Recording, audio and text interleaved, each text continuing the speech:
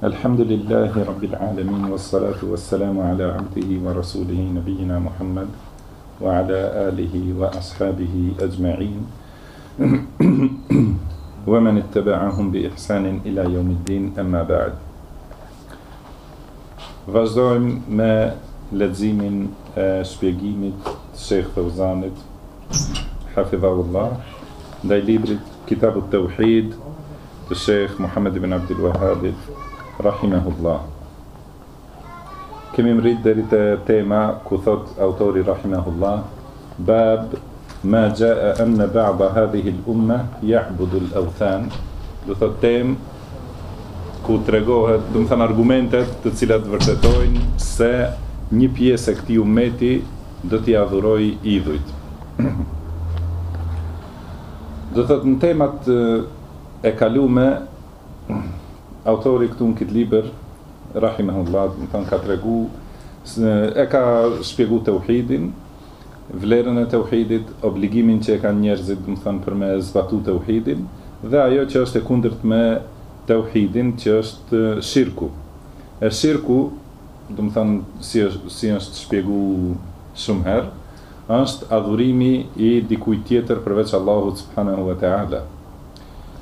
Mirë po kur tregohet shirku, edhe argumentet për ndalesën ose për rrezikun e shirkut, shumë njerëz prej muslimanëve besojnë se kjo nuk ndodh te muslimanët. Edhe shumë edhe prej sekteve të devijume pretendojnë se nuk ka mundësi me ndodh shirku te muslimanët, të cilët thojnë la ilaha illallah Muhammadur Rasulullah. Do të thënë ata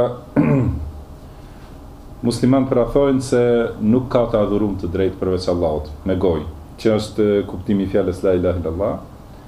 Por megjithatë ndodh edhe kundërta e kësaj, po qëllimi është tash qëllimi me këtë temë është me u përgjigj atyne që thonë se nuk ndodh shirku në këtë ummet, nuk ndodh shirku në ummetin e Muhamedit sallallahu alaihi wasallam. Mirë, edhe pse, do të thënë kështu dukshëm, pra gjendja faktike tregon se shumë prej atyne që thonë se janë ummeti Muhamedit sallallahu alaihi wasallam adhurojnë tjerë përveç Allahut të lartësuar. Këtu në këtë temë ka përmend autori rahimahullah disa argumente. Një i pari është thot wa qawlihi ta'ala, pra dhe fjala e Allahut në këtë temë, fjala e Allahut lartësuar: alam tara ila alladhina utu nasiban min alkitabi yu'minuna bil jibti wat taghut.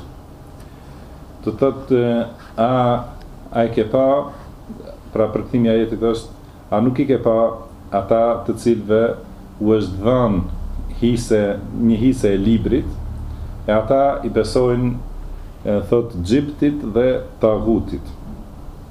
Përpara se të mërim aty, duhet me përmend edhe këtë që është në titull, se një pjesë e ummetit do t'i adhurojë idhujt. Pra fjala wathan ose shumë si euthan në gjuhën arabe, do të thonë diçka që adhurohet dhe që nuk ka formë. Do të thonë se idhuj zakonisht shqipi thuhen atyne që kanë formë, po është për qëllim, do të thonë çdo gjë që adhurohet përveç Allahut që nuk ka formë, sikur varret ose drujt ose vendet e caktuara ose gurt e kështu me radhë. Pra pa formë. Kurse ata që kanë formë i thuhet arabisht sanam. Në këtë ajet Allahu thot: a nuk i ke pa ata ose a nuk e sheh ose a nuk e analizon gjendjen atyre të cilëve u është dhënë një hise e librit. Kush janë ata të cilëve u është dhënë hisja e librit? Janë xifutët dhe të krishterët. Atinve ju është dhënë libri, edhe ata megjithatë, do të thonë, besojnë në gjibt, edhe fjala gjibt, do të thonë, thot Sheikh Fawzani hafidhahullah, wa huwa kalimatun taqa'u 'ala as-sanami wal kahini was-sahir. Do të thonë është një fjalë që e përfshin idhullin edhe fallxorin dhe magjistarin. Do të thonë fjala gjibt është me kuptim të idhujve që adhurohen përveç Allahut, edhe fallxorëve të cilëve u besohet në pretendimin e tyre për diturinë e ghaibit, edhe magjistarëve, do të thonë të cilëve u besohet pra se mujnë me ndryshu diçka në kader. Ose përkrahen, do të thonë, në atë kufrin që e bëjnë edhe kundërshtimin që ja bëjnë Allahut subhanahu wa taala. Kurse tagut, pra thotë i besojnë gjiptit dhe tagutit. Tagut, e kemi përmend edhe tjetër herë, është çdo gjë tek i cili robi e tejkalon kufirin. Do të thonë tagut është arabisht për fjalës tughyan, që do të thonë tejkalim të kufive. Kurse do të thonë ata kur është fjala për të adhurimi, është për qëllim ata që adhurohen përveç Allahut. Pra tagut, sikur ka thënë Ibn Qayyim rahimahullah, çdo gjë ose çdo kusht tek i cili robi, pra njeriu i tejkalon kufit, qoftë në pasim, qoftë në ndjekje, do të thonë, qoftë në bindje ndaj tij, qoftë në adhurim. Do të thonë, nëse pasohet dikush verbrisht ashtu siç duhet pasohet pejgamberi sallallahu alaihi wasallam, do të thonë se ata ka bë tagut. Ose nëse i bindet atij në urdhra edhe ndalesa, edhe pse janë kundërshtim me urdhrat dhe ndalesat e Allahut subhanahu wa taala, ata ka bë tagut. Edhe çdo kush që adhurohet ose çdo gjë që adhurohet përveç Allahut, njeriu e ka bë atë tagut. Do të thonë për ta është ai tagut, por nuk quhet secili i adhuruar ose secili i ndjekur, nuk quhet tagut. Do të thonë për çat disa dietarë kanë shtu edhe një kufizim të ky definicion, që ai të jetë i kënaqur me atë, do të thonë me atë pasim ose me atë adhurim që i bëhet. Sepse njerëzit i adhurojnë me lajket, i adhurojnë pejgamberët, i adhurojnë njerëzit e mirë, por të gjithë ata nuk quhen taguta. Do të thonë adhuruesit e tyre, ata i kanë bë tagut për veti. Edhe ka njerëz që i pasojnë, për shembull, dietar të mirë, të umetit, dietar të mëdhenj që kanë qenë, edhe fjalën e tyre e bëjnë mbi fjalën e pejgamberit sallallahu alaihi wasallam. Edhe kjo është një lloj tagutit që e kanë bërë ata njerëz, por nuk quhet dietari ashtu, e kështu me radhë. Pra do thotë në këtë ajet, Allahu subhanahu wa taala i drejtohet pejgamberit të tij sallallahu alaihi wasallam, duke i parashtruar pyetje për tu habite dhe për ta mohuar ose për ta ndalu atë fenomen. Do të thonë, duke thënë, nuk i ke pa ata jahuditë dhe krishterët, të cilëve Allahu ju ka dhënë një hisë të librit, e në atë libër sqarohet e vërteta, edhe urdhrohet për të mira, ndalohet prej të këqijave. Mirë, po megjithatë, ata i besojnë të pavërtetës, edhe bëjnë, do të thonë, punë që janë të kota, që janë kundërshtim me të vërtetën, siç janë adhurimi i idhujve, falli ose magjia e kështu me radhë. Edhe në gjithë këtë i binden shejtanit. Se do të thënë këtë ajet fjala tagut, thotë Sheikh Fauzani, e ka për qëllim shejtanin. Do të thënë i bëjnë këto vepra që janë gjibt, do të thënë adhurimi i idhujve, falli edhe magjia, dhe në të gjitha këto i binden ose i përulen shejtanit, i cili është tagut. Këtë ajet e ka përmend autorin këtë temë, siç thamë, se do të ndodhë shirku në këtë umet. Pse ka përmend këtë ajet? Do të thënë ka tregu edhe këtu se edhe popujve të mëparshëm, Allahu ju ka dërgu liber dhe ju ka dërgu pejgamber, u ka sqaruar të vërtetën, mirë po megjithatë, ata i kanë pasu, do të thënë shejtanin edhe devimet e tyre, edhe kanë besu në gjipt edhe tagut. Kurse pejgamberi jon sallallahu alaihi wasallam na ka tregu në hadithin që do të vijë më pas, se ky umet do t'i bëjë të njëjtat vepra që i kanë bërë popujt e mëparshëm, Do të thënë të njëjtat vepra që i kanë bërë jahudit dhe krishterët. Do të thënë për këtij ajeti përfitojmë në një se edhe në këtë umet do të ketë njerëz që do t'i adhurojnë idhujt, siç që ka ndodhur jahudive dhe krishterëve. Nën dy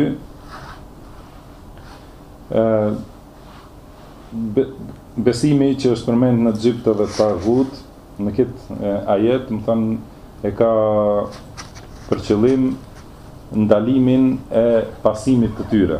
Do të thënë kjo tregon se dikush prej këtij umeti do të bëjë njëjtë sikur ata, jahuditë dhe krishterët, dhe do të besojnë në Xhipt dhe Taghut, e ky lajmërim është njëkohësisht edhe ndales. Nën 3, mohimi i Xhiptit dhe Taghutit do të thotë është obligim, dhe ky obligim ka qenë i njëjtë në të gjitha librat që Allahu ja ka zbrit ose ja ka shpall pejgamberëve.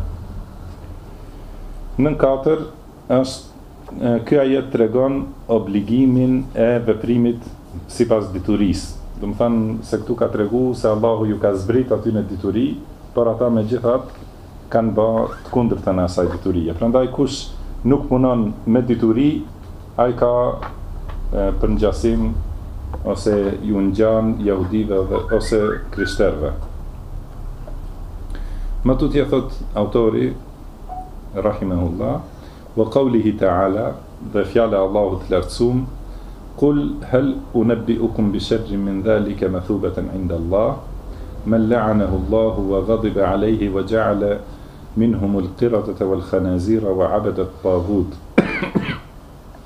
Do të thënë thuaj, atë ju tregoj për diçka më të keqe se kjo, do të thënë për shpërblimin më të keq tek Allahu, ata të cilët Allahu i ka mallku dhe është hidhruar ndaj tyre, dhe prej tyre ka bërë majmuna dhe dera dhe adhurues të tagutit. Do thotë këtu thot Allahu kul, pra thuaj, i drejtohet Muhammedit sallallahu alaihi wasallam, hal unabbi'ukum, atju informoj ose atju lajmëroj, bi sharrin min dhalik. Do thotë ata fjalë që i thon jahudit dhe krishterët, do të thënë kryesisht jahudit këtu, fjalë që kanë thënë për muslimant, do të thënë duke i nënçmuar dhe duke thënë se nuk ka njerëz më të këqij se ata. Si përgjigje ndaj tyre, Allahu e ka urdhëruar pejgamberin sallallahu alaihi wasallam të thotë, a doni t'ju tregoj për dënim ose për shpërblimin më të keq tek Allahu i lartësuar ditën e gjykimit. Do të thënë atë dënim edhe atë pozitë më të keqe do ta kenë ata njerëz të cilët i kanë këto cilësi ose këto veti që përmenden këtu. E ata janë vetë çifutët, të cilët thotë me la'anahu Allah, do të thënë ata të cilët i ka mallkuar Allahu. Kurse mallkimi do të thënë largim prej mëshirës, edhe përzënje. Wa ghadiba alayhi, edhe është hidhru ndaj tyre, do të thënë është hidhru me një hidhrim që nuk hiqet, do të thënë hidhrim pas të cilit nuk ka kënaqje me ta. Wa ja'ala minhum al-qirada, do të thënë edhe prej tyre ka bë majmuna, wal khanazir, edhe dera. Do thotë këta janë një grup i çifutëve të cilët Allahu i ka shndruar në majmuna edhe dera. Disa kanë thënë se majmuna i ka shndruar ata të cilët kanë mohu ditën e shtunë, do të thënë kanë bërë hile për ditën e shtunë, kurse dera i ka bërë ata të cilët e kanë mohu argumentin që Allahu ja ka zbrit Isait alayhi salatu wassalam, ajo është sofra prej qiellit. Mirë po, disa dietarë tjerë thonë se të dy këto ndryshime janë bërë te ata të shtunës. Kanë thonë se të rit Allahu i ka shndruar në majmuna, kurse pleqt i ka shndruar në dera. Por përveç këtij shndrimi të jashtëm, do të thënë ndryshimit të formës që ka bërë Allahu si dënim, ju ka thënë edhe një shndrim tjetër, që është dënim shumë i rëndë për ta, Edhe thot wa abadat taghut, do të thonë adhurues të tagutit. Do të thonë prej mesit prej tyre Allahu ka bërë disa njerëz majmuna edhe dera, që është shëndrimi i jashtëm, po ka bërë edhe disa të tjerë, do të thonë i ka shëndru në formën e brendshme, sepse njeriu është i krijuar për të adhuruar vetëm Allahun subhanahu wa taala. Edhe çdo mangësi në këtë aspekt ose çdo tek kalimi kufinit, do të thënë nëse njeriu nuk e adhuron Allahun ose përveç Allahut adhuron dikant tjetër, do të thënë ajo është largim prej natyrës për të cilën Allahu e ka kriju njeriu. Edhe ai largim prej kësaj natyre është dënimi më i rëndë, të cilin mundet me paramendu njeriu. Edhe do të thënë ata i ka bë adhurues të tagutit ose të shejtanit, do të thënë duke ju bind shejtanit dhe duke pasu shejtanin atë që ai u ka zbukuru. Do të thënë këtë ajet Allahu subhanahu wa taala i thot pejgamberit sallallahu alaihi wasallam që t'ju thot atyne të cilët tallen edhe bajnë, do të thënë, loja me fen ton, e që janë prej ehlul kitabit, do të thënë që janë cifutët dhe të krishterët, se do të thënë ato që pra Allah ka urdhëruar pejgamberin sallallahu alaihi wasallam që të thot atyne se ato që i thoni ju, do të thënë nuk kanë bazë, kurse atë që meritoni ju është më e rëndë dhe më e keqe. Ajo është dënimi i Allahut në ditën e gjykimit. Dhe atë dënim, do të thënë, do ta ketë ai i cili i posedon këto veti, që është i larguar prej mëshirës së Allahut, edhe që e ka fituar hidhrimin e përhershëm të Allahut subhanahu wa taala. E për shkak të kësaj, Allahu disa prej tyre, do të thënë, u ka ndryshuar formën e jashtme, duke i shndruar në majmuna dhe dera, edhe u ka ndryshuar formën e brendshme, duke i shndruar në adhurues të shejtanit ose të tagutit, edhe duke i largu ata prej shpalljes të Allahut edhe prej mëshirës. Edhe këto të gjitha cilësi, do të thënë, të gjitha këto veti janë, do të thotë, u përgjigjen atyne të cilët tallen me Islamin, sidomos për çifutët.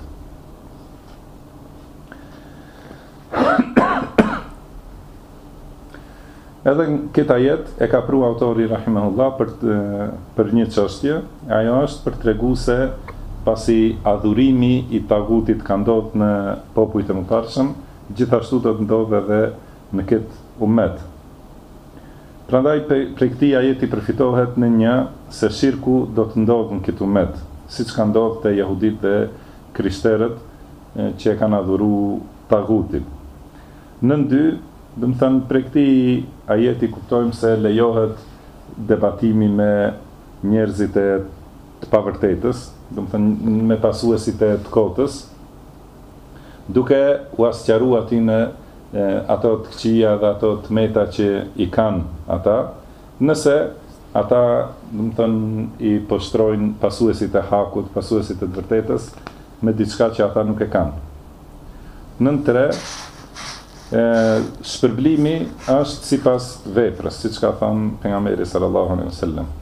Edhe shpërblimi gjithashtu është, pra, shpërblimi për veprat i përgjigjet peshës të veprës. Do të thënë, shpërblimi ose dënimi që ju vjen njerëzve, ju vjen sipas veprave, por edhe prej llojit të veprës që e bëjnë. Do të thënë, shpërblehen me po të njëjtën punë që e bëjnë. 4, në këtë ajet, do të thënë, Allahu subhanahu wa taala cilësohet me hidhrim. Edhe, do të thënë, tregon se Allahu hidhrohet me disa prej robërve të tij, edhe se i mallkon, do të thënë, ata që e kundërshtojnë urdhrin e tij. Nën 5, prej këtij ajeti gjithashtu përfitohet se bindja ndaj shejtanit, ndaj urdhrave ose devijimeve të shejtanit është burimi i shirkut. Pastaj thot autori wa qawlihi ta'ala, Pra dhe fjale Allahut lartësuar, qala alladhina ghalabu ala amrihim lanattakhidanna alayhim masjida. Pra ata të cilët kishin fuqi në çështjen e tyre, thanë ne do të bëjmë mbi ta një xhami. Do thotë këtu ky ajet është i surës Kahf. Edhe tregon për ata djemt e ri që quhen Ashabul Kahf, të cilët Allahu, domethënë, i ka mbajtur në shpellë 300 më shumë vjet. Dhe njerëzit kanë menduar se ata kanë vdekur. Domethënë ata kanë qenë prej njerëzve më të mirë, prej ibadetxhive më të mëdhej. Edhe pas humbjes tyne, do thotë, masi njerëzit kanë menduar se kanë vdekur, kanë biseduar rreth tyre, edhe ata që kanë pas pushtet, domethënë mesin e tyre, kanë thënë ne do të bëjmë xhami te ata, domethënë rreth varreve tyne që i kanë paramenduar. Do të thotë një xhami faltore, pra në të cilët do të falen dhe njerëzit do të vinë për të fituar bereqet prej tyre. Domethënë këtë ajet Allahu subhanahu wa taala tregon se ata që kanë pas pushtet, qofshin domethënë me pushtet dunjas ose me udhëheqësi fetare, i përmend ata për ti domethënë në mënyrë qortuese. Pra se ata kanë thonë se do të bëjmë xhami mbi ta ose rreth tyre, domethënë vend ku njerëzit do të falen edhe do të kërkojnë bereqet. Edhe kjo është burim domethënë ky është burim i shirkut, të cilin Allahu subhanahu wa taala e ka qortuar në këtë ajet, po edhe në ajete të tjera. Edhe ky ajet gjithashtu është argument për këtë temë që e ka pru autori rahimahullah, për treguar se në këtë umet do të ketë njerëz të cilët do të bëjnë mbi varre ose rreth varreve xhami, edhe do t'i adhurojnë varret ose do t'i adhurojnë tjerë përveç Allahut subhanahu wa taala. Prandaj për këtij ajeti përfitohet në një ndalesa e ashpër, e rrept, domethënë për ndërtimin e xhamive mbi varre ose për t'i marrë varret për vend falje. Sepse kjo është rrugë që çon deri në shirk. Nën dy, domethënë se edhe prej këtij umeti do të ketë njerëz që do t'i adhurojnë varret, që do të bëjnë xhami mbi varre, edhe do t'i madhrojnë varret më tepër se ose do t'i madhrojnë varret, pra do t'i kalojnë kufit në lidhje me varret dhe me njerëzit e mirë. Edhe kjo është traditë e popujve të mëparshëm, që do ta ndjekin disa edhe prej këtij umeti. Nën 3 prej këtij ajeti gjithashtu përfitohet ndalesa për teprimin për madhrimin e njerëzve të mirë. Nën 4, ndërtimi i xhamive te varret ose afër varreve, domethënë është një prej rrugëve të teprimit në lidhje me njerëzit e mirë. Matutje thot autori rahimahullah, an Abi Sa'id radhiyallahu anhu anna Rasulullah sallallahu alaihi wasallam qal, pra transmetohet nga Abu Sa'id radhiyallahu anhu se i dërgumi i Allahut sallallahu alaihi wasallam ka thënë: "Latattabi'unna sunana man kana qablakum hadwa al-qudhati bil-qudha hatta law dakhalu hujra dhabbin la dakhaltumuh." Do ta ndiqni rrugën e popujve para jush, sikur që i ngjan ajo penda e shigjetës, pendës tjetër. Të dini, do të thënë, shigjeta që i kanë përdorur për luftë përpara, në fund kanë pas pendël ose pupull. Do të thënë ka të dy anë dhe ato kanë qenë barabarta. Edhe të njëjta, ato i vinë sikur të më thënë tjetë njëna në pasqyre tjetrës. Pra ka thënë pejgamberi sallallahu alaihi wasallam se do të ndiqni rrugën e popujve që ishin para jush, sikur pendla që ngjan pendlës në të sigjeta. Pastaj thot hatta law dakhalu hujra dabbin la dakhaltumuhu, edhe sikur të hinë në vrimën e hardhucës, edhe ju do të hini. Atëherë sahabët kanë thënë, ja Rasulallah, el jahudu e nësara, do të thënë i dërgumi Allahut, a që futët dhe të krishterët, ka thënë pejgamberi sallallahu alaihi wasallam, femen, po kush. Do të thënë në këtë hadith ka tregu pejgamberi sallallahu alaihi wasallam se dikush prej këtij ummeti ose një pjesë e këtij ummetit do ta ndjekë rrugën e popujve të mëparshëm. Do të thënë ata të cilët kanë qenë përpara nesh, që kanë pas pejgamberë, që kanë pas libra. Ka thënë, do të thënë këtu është senen, se disa thojnë sunen. Sunen, do të thënë, do t'i ndiqni traditat e popujve të mëparshëm, kurse senen e men kana qablakum, do të thënë rrugën e atyre popujve të mëparshëm.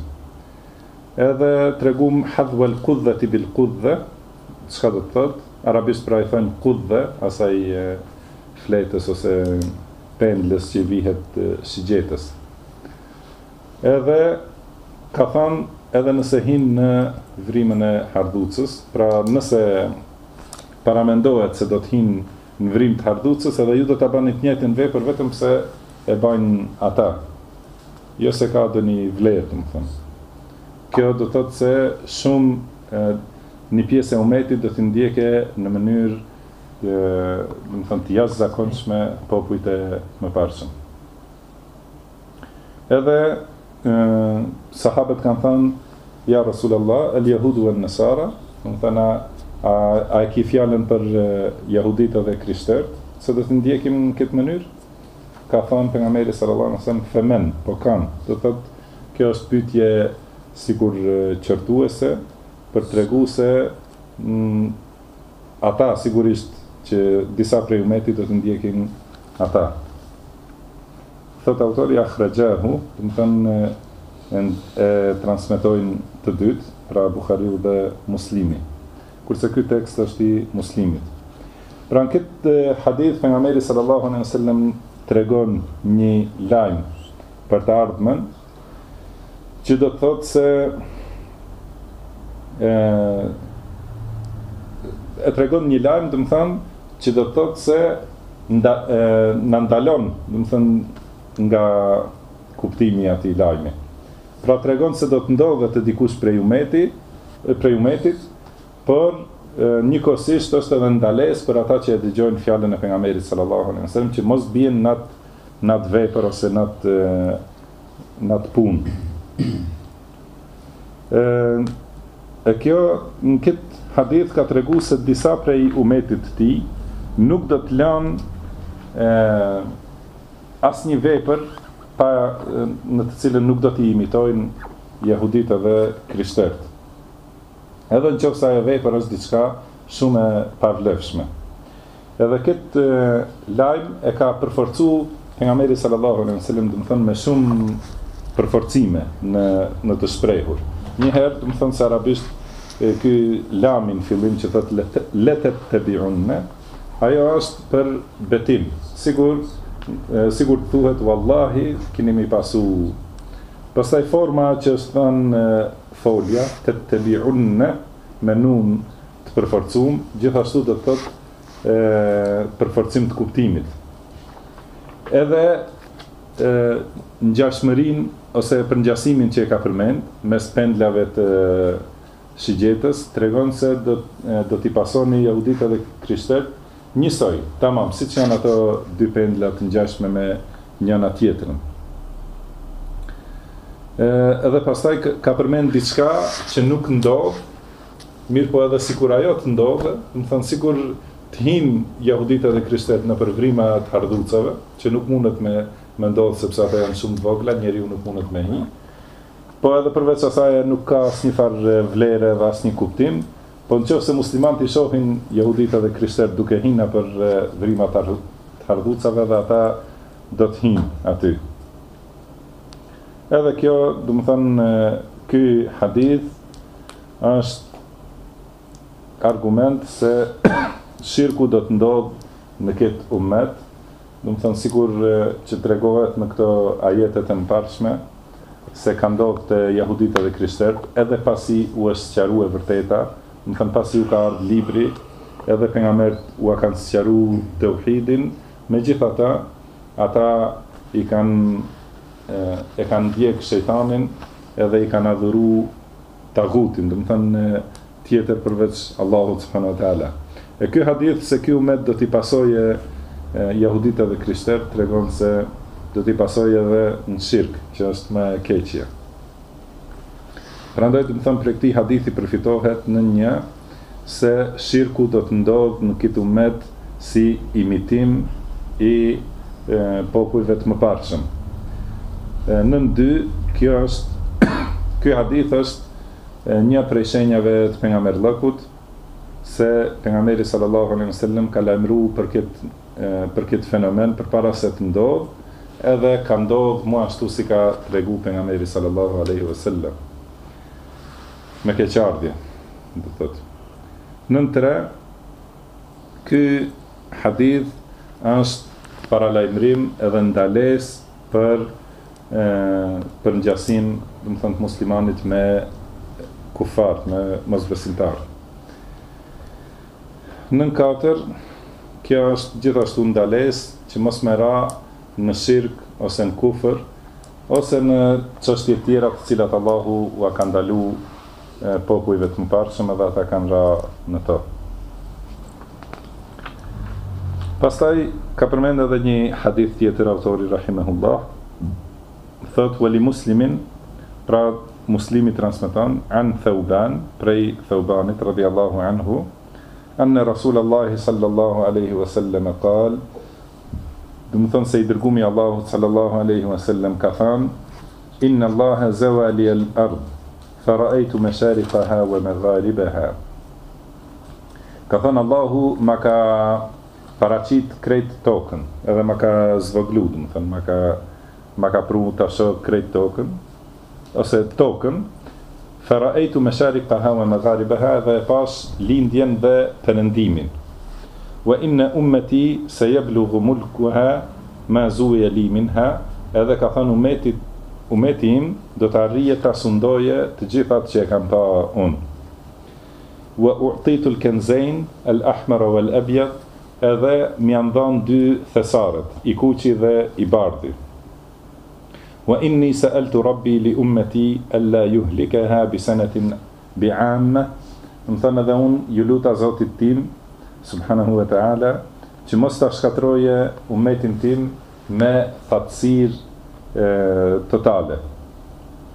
Wa alla yusallita alejhim aduwa min siwa anfusihim, edhe që mos ti nënshtroje ata ndaj një armiku prej të tjerëve. Fejestabiha bejdatahum, i cili do t'i shkatroje të gjithë. Wa inna rabbi qal, edhe kurse Zoti im më tha, ja Muhammed, o Muhammed, idha qadajtu qadaan fa innahu la yurad. Ka thënë unë kur caktoj diçka, atëherë caktimi im nuk refuzohet. Wa inni u'tituka li ummatika alla uhlikahum bi sanatin 'amma, edhe thot unë ta jap këtë kërkesë që mos ta shkatroj umetin tënd me thatësirë totale ose komplet që e përfshin gjithë umetin. Wa alla usallita alejhim aduwan min siwa anfusihim fejestabiha bejdatahum walaw ijtama alejhim min men bi aqtariha. Ka thënë edhe unë ta jap që mos ta nënshtroj umetin tënd në një armik që është prej të tjerëve, jo prej tyre, i cili do t'i shkatërroje të gjithë, edhe sikur të mblidhen të gjithë popujt nga të gjithë anët e botës. Hatta yakuna ba'duhum yuhliku ba'dan, përderisa një pjesë e tyre nuk e vret një pjesë tjetër, wa yasbi ba'duhum ba'dan, edhe përderisa nuk e robrojnë njëri tjetrin. Wa rawahu al-Burqani fi sahihi wa zad, do të thonë njëtin hadith e transmeton Burqani në sahihun e tij dhe vazhdon. Pastaj do të thonë se ka thënë pejgamberi sallallahu alaihi wasallam, wa inma akhafu ala ummati al-a'immat al-mudillin. Ka thënë unë frigohem për umetin tim nga prisit devijues. Wa idha waqa'a alayhim as-sayfu lam yurfa ila yawm al-qiyamah. Kur të bjerë shpata mes umetit tim, do të thënë kur të fillojë lufta mes umetit tim, nuk ndalet deri në ditën e gjykimit. Wala taqumu as-sa'atu hatta yalhaqa hayyun min ummati bil mushrikin. Edhe nuk ndodh dita e kiametit përderisa një fis ose një lagje, një fis do të thënë prej umetit tim mos bashkohet me mushrikët. Wa hatta ta'buda fi'amun min ummati al-awthan, edhe përderisa disa grupe nga umeti im të mos i adhurojnë idhujt. Wa innahu sayakunu fi ummati kadhabuna 30 kulluhum yaz'umu annahu nabi. Thot edhe në umetin tim do të ketë 30 gënjeshtar, të gjithë do të pretendojnë se janë pejgamber. Wa ana khatamun nabiyyin la nabiyya ba'di, kurse unë jam vula e pejgamberëve, nuk ka pejgamber mas meje. Wala tazalu ta'ifatun min ummati 'ala al-haqqi mansura. Edhe një grup prej umetit tim do të vazhdoj i ndihmuar në të vërtetën. La yadurruhum men khadhalahum wala men khalafahum. Edhe ata nuk i dëmton askush që i tradhton, i zgënjen, ose ai që i kundërshton, hatta ya'ti amrullahi tabaraka wa ta'ala, derisa të vi urdhri i Allahut të lartësuar. Do të thonë në këtë hadith e transmeton Thauban radhiyallahu anhu. Thaubani është një rob të cilin e ka liru pejgamberi sallallahu alaihi wasallam, siç thotë Sheikh Fazani hafidhahullah këtu. Edhe ai e ka shoqëruar pejgamberin sallallahu alaihi wasallam gjatë gjithë jetës dhe nuk i është ndarë, kurse pas vdekjes pejgamberit sallallahu alaihi wasallam ka jetuar në Sham, edhe ka vdek në Hims në vitin 54. Do thotë gjitha këto qytete edhe vende që po i dëgjoni kohët e fundit, sikur Himsi ose Damasku ose Halebi edhe të tjera, po edhe më herët çka i dëgjoshim në Irak, si Kuf, do të thënë Basra, Kufe të tjera, do të thënë ato kanë qenë vende të cilat i kanë vizituar sahabët. Në ato vende do të thënë kanë bërë dawe sahabët, edhe i kanë thirrë njerëzit në islam, u kanë mësu islamin e drejt, edhe ata kanë qenë në atë kohë qendra të diturisë dhe imanit. Mirë po, kjo që po i ndodh umetit në kohën tonë, sidomos për këtyne prizve të devijuar, është vetëm për shkak se njerëzit, do të thënë, muslimanët janë largu prej fesë të drejtë, edhe Allahu i ka sprovu me sprovat këtilla. Dhe këto nuk janë hera parë, ashtu si që ka ndodhë në kohën e tatarëve, do të thënë, kur e kanë sulmu tatarët në shtetin islam, edhe në këtë kohë, edhe në kohë tjera, do të thotë, përderisa nuk është ngrit dikush që e ka pastru tauhidin pastër, edhe pasimin e pastër të pejgamberit sallallahu alaihi wasallam, edhe ka fillu të luftoje me një jetë të pastër, do të thonë, për ta ngrit fjalën e Allahut, për qenë fjala e Allahut më e larta, deri atëherë, do të thonë, kanë pas muslimanë sprova, edhe kanë pas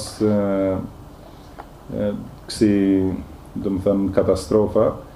Po ne nuk kemi diçka tjetër në dorë përveç se t'i lutemi Allahut që Allahu t'i liroje këto vende edhe t'i çliroje muslimanët prej e para, do të thënë, prej ignorancës edhe devimit që e kanë, edhe e dyta prej këtyne padrejtësive që ju bahen, do të thënë, në dunja.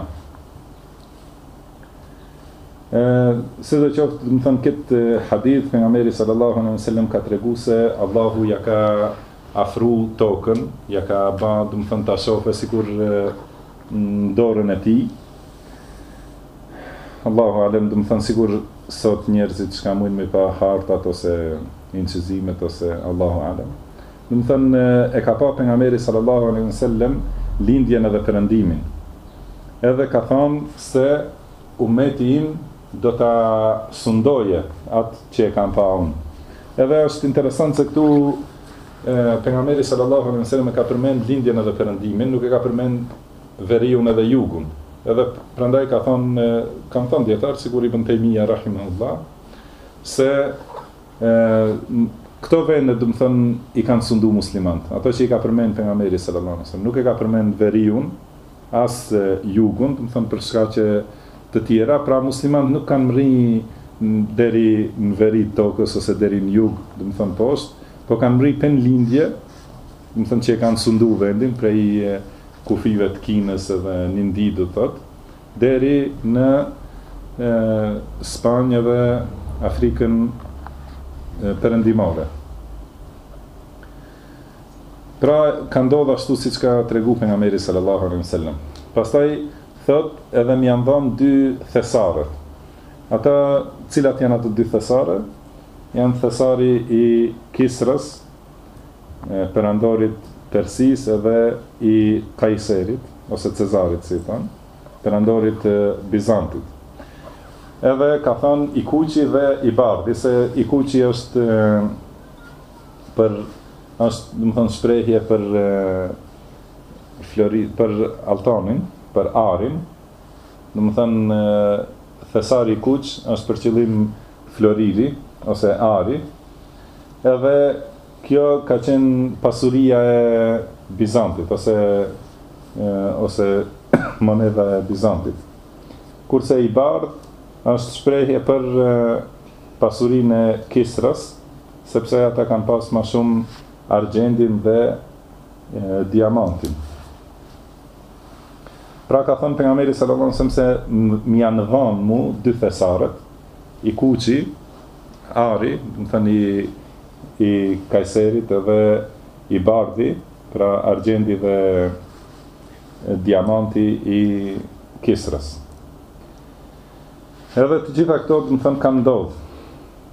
Pastaj ka thënë pejgamberi sallallahu alaihi wasallam se jest lut Allahut subhanahu wa taala që mos e dënoje këtë umet me thatësi të plot. Do të thënë që mos e dënoje umet, mos ta shkatërroje umetin me një thatësi e cila do ta çrënjose krejt umetin. Edhe këtë Allahu ja ka dhënë. Pastaj jest lut pejgamberi sallallahu alaihi wasallam që mos ta shkatërroje këtë umet me një armik që i vjen prej jashtë, do të thënë prej jo besimtarëve, i cili do ta shkatërroje, si ka thënë bejda të hum, se ka thënë kanë thënë dietarët, pra ka dy mendime për këtë çka do të thotë bejda. Disa kanë komentuar me kuptim të oborrit, do të thënë që t'ia shkatërroje krejt tokën që e kanë marrë muslimanët, ose që mendimi tjetër pra është që t'i shkatërroje shumicën e umetit. Edhe këtë Allahu subhanahu wa taala ja ka dhënë që mos vije një armik i jashtëm edhe ta shkatërroje umetin. Edhe ka thonë Allahu subhanahu wa taala, edhe nëse mlidhen nga të gjitha anët e botës, pra nuk do të kenë mundësi t'i shkatërrojnë musliman, deri kur hatta yakuna ba'duhum yuhliku ba'da. Do të thotë derisa ata të mos e shkatërrojnë njëri tjetrin. Do të thonë kur të ndodhe kjo, që ta shkatërrojnë ata njëri tjetrin, ta vrasin njëri tjetrin edhe ta robrojnë njëri tjetrin, atëherë Allahu do t'ia lëshojë këtij umeti gjithashtu edhe armiqt prej jashtë.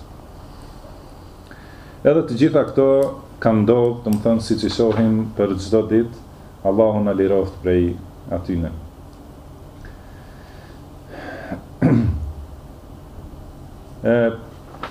Mirë po kuptohet se ajo lufta ndërmjet njëri tjetrit ka ndodhur vetëm për shkak të devijimeve dhe largimeve prej fesë së pastër. Se përderisa muslimanët e kanë pas një burim, do të thënë një mësim, një kuptim, një besim, thotë ata kanë qenë, si ka thënë Allahu subhanahu wa taala, fa asbahtum bi ni'matihi ikhwana, do të thënë ata me dhuntinë e Allahut janë bërë vëllezër. Edhe pejgamberi sallallahu alaihi wasallam i ka vllazëruar muhaxhirët dhe ensarët, saqë secili e ka ndarë pasurinë e tij për gjysmë, do të thënë ja ka dhënë vllajt vetë kështu me radhë. Mirë, po kur janë largu prej atij mësimit pejgamberit sallallahu alaihi wasallam, ju ka ndodhur këto që ju ka ndodhur.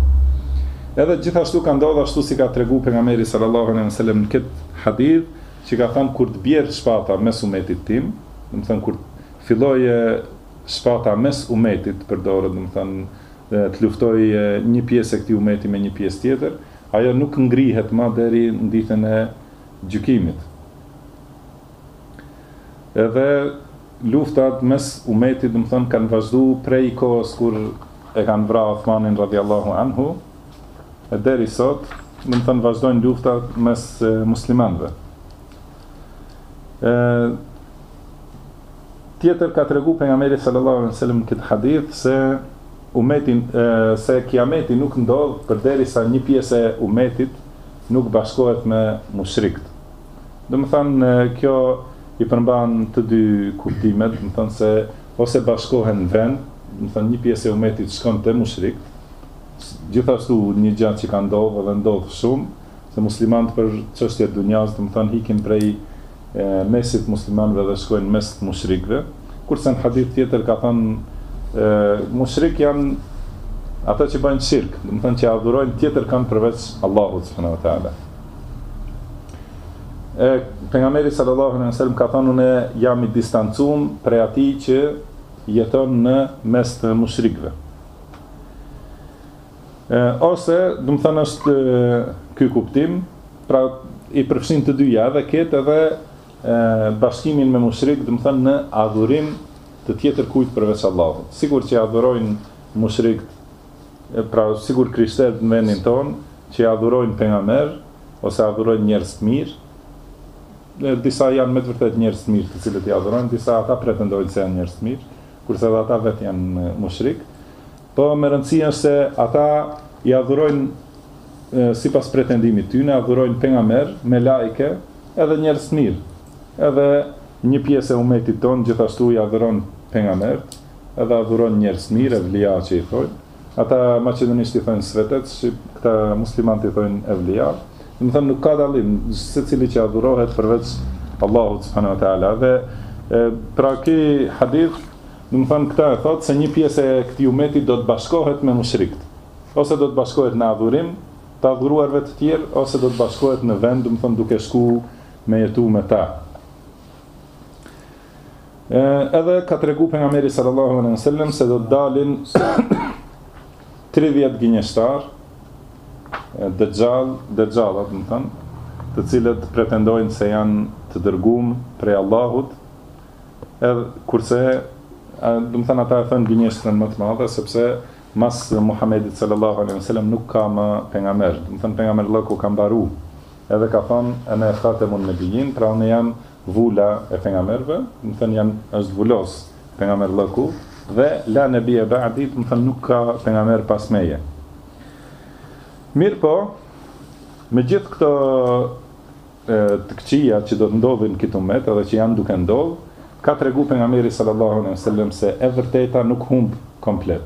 Do të thënë feja të cilën e ka zbrit Allahu subhanahu wa taala nuk humb deri në ditën e Kiametit. Prandaj ka thënë një grup prej këtij umetit do të jenë të ndihmuar në të vërtetën, kurse ndihma në të vërtetën është shumë lloje. Do të thënë më i rëndësishmi është ndihma me argument dhe dituri.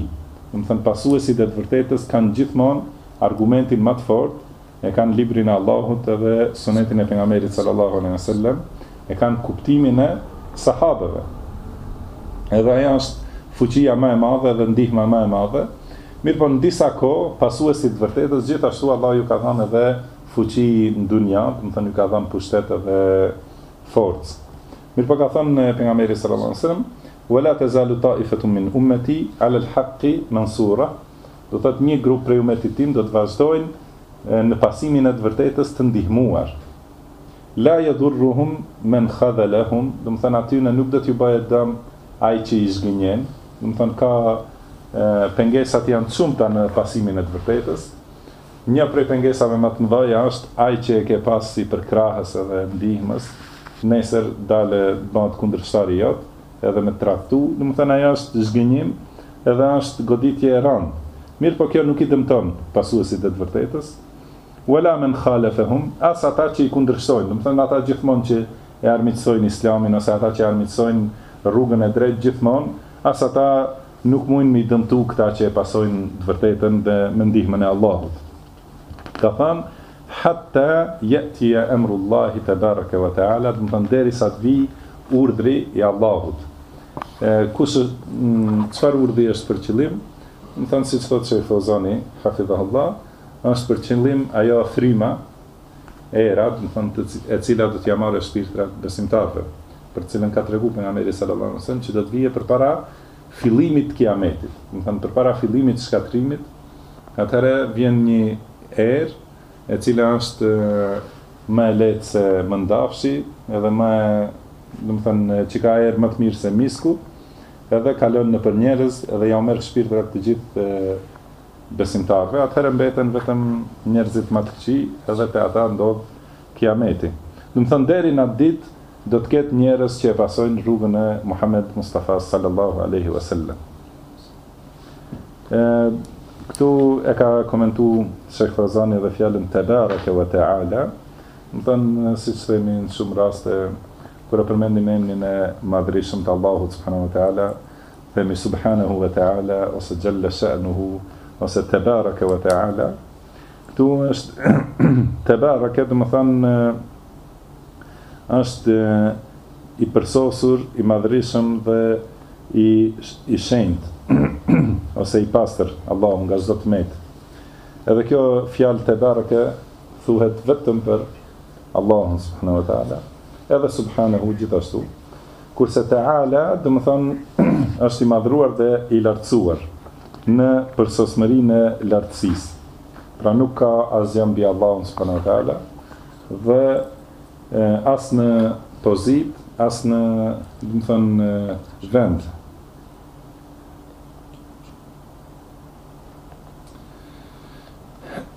Se dhe qoftë ky ishte hadithi gjatë, qëllimi prej këtij hadithi është për të argumentuar temën se një pjesë e këtij ummeti do të bashkohet me mushrik, ka thënë pejgamberi sallallahu alajhi wasallam, dhe ka thënë se kiameti nuk ndodh përderisa grupe prej këtij ummeti nuk i adhurojnë idhujt. Si ishte, do të thënë wa hatta ta'budu fi'amun min ummati al-awthan, do të thënë përderisa disa grupe prej këtij ummeti nuk i adhurojnë idhujt. Pra do të ketë disa grupe prej këtij ummeti që do të adhurojnë idhujt, dhe kjo është një prej shenjave të kiametit. Prandaj, do të thënë, prej këtij hadithi përfitohet se shirku do të ndodhë në këtë ummet, dhe kjo është refuzim për ata që thonë se nuk ndodh shirk më te muslimanët që thonë la ilaha illallah. Nën dy, ky hadith është një prej shenjave të pejgamberllahut Muhammedit sallallahu alaihi wasallam, se ky hadith tregon shumë çështje që do të ndodhin në të ardhmen, që nuk kanë qenë të pranishme në kohën e pejgamberit sallallahu alaihi wasallam. Nën tre tregon atë dhëmsurinë e pejgamberit sallallahu alaihi wasallam dhe kujdesin që ka pas për këtë ummet, duke i udhëzuar atë më të mirën dhe duke i pengu prej çështjeve të këqija, por edhe gjithashtu duke ju lut Allahut subhanahu wa taala për mirësinë e këtij ummeti dhe për t'i mbrojtë Allahu në tauhid, siç tregon pejgamberi sallallahu alaihi wasallam se frigohet prej prijesve të devijuar. Do të thonë prijes janë pushtetarët, dietarët edhe ibadetxhit. Do të thonë nëse pushtetarët janë devijon një grup i madh i njerëzve. Nëse janë dietarët devijum, gjithashtu devijon një grup i madh i njerëzve, por gjithashtu edhe kur ibadetxhit janë, do të thonë, pa dituri, bëjnë ibadet, gjithashtu i devijojnë njerëzit me atë takvan që e tregojnë ose devotshmërinë, edhe duke dhënë fetva pa pas dituri. E për këta ka thënë pejgamberi sallallahu alajhi wasallam se më shumti për ummetin tim frigohen prej prizve të devijuar. Do të thonë se këta tre lloj njerëzish kur janë në devijim, do të thonë ata janë rrezik shumë i madh për ummetin. Në katër, pra ky hadith është paralajmërim për ummetin që të kenë kujdes edhe të largohen prej përçarjeve dhe të largohen prej thirrësve të devijimit. 9.5 gjithashtu kjo është një prej argumenteve se pejgamberi është përfundu, është vulos. 9.6 është ky hadith është përgëzim se e vërteta nuk humb krejtësisht, pra nuk humb totalisht, por gjithmonë do të ketë një grup që do ta përkrajnë të vërtetën dhe ata do ta kenë përkrahjen dhe ndihmën e Allahut subhanahu wa taala. Allah na boft për atyre që e pasojnë të vërtetën, që janë me tauhid të pastër dhe që janë të mbrojtur prej adhurimit të idhujve. Wallahu a'lam wa sallallahu wa sallam ala abdihi wa rasulihi nabina Muhammad wa akhiru da'wana anil hamdulillahi rabbil alamin.